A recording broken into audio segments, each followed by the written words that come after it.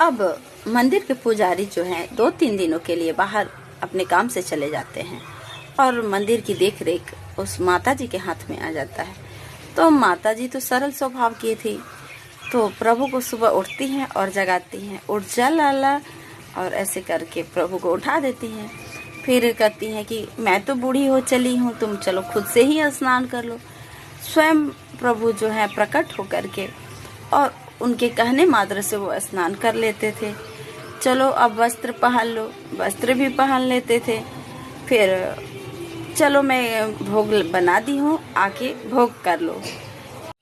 प्रभु जो है उस बूढ़ी माँ के कहने पर उनकी सारी बातों को मानते हैं और मानते हुए सारे अपने काम को नित्य स्वयं ही कर लिया करते हैं।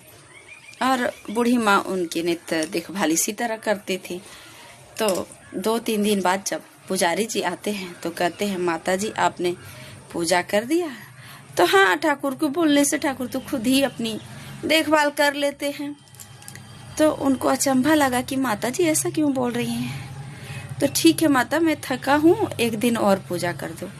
और सोचे कि ये कैसे पूजा करती हैं, थोड़ा देखूं।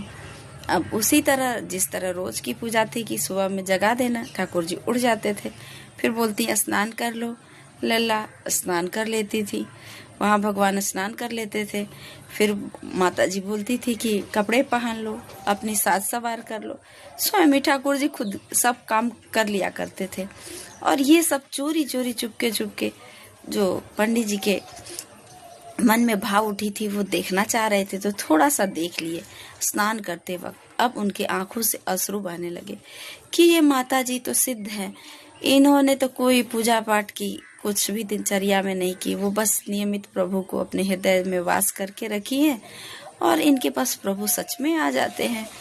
अब और मैं इतने दिनों से सेवा कर रहा हूँ, पर दर्शन भी तो दूर की बात है, मैंने ऐसा लीला भी नहीं देखा। तब वो पंडित जी जो है उस माता जी के चरणों में गिरकर माफी मांगने लगते हैं और कहते हैं, माता जी आज से आप मेरी गुरु और मैं आपके शिष्य। तो ये कहानी से आपने क्या शिक्षा प्राप्त की, कमेंट बॉक्स में जरूर से बताएं। जय श्री कृष्ण, राधे राधे।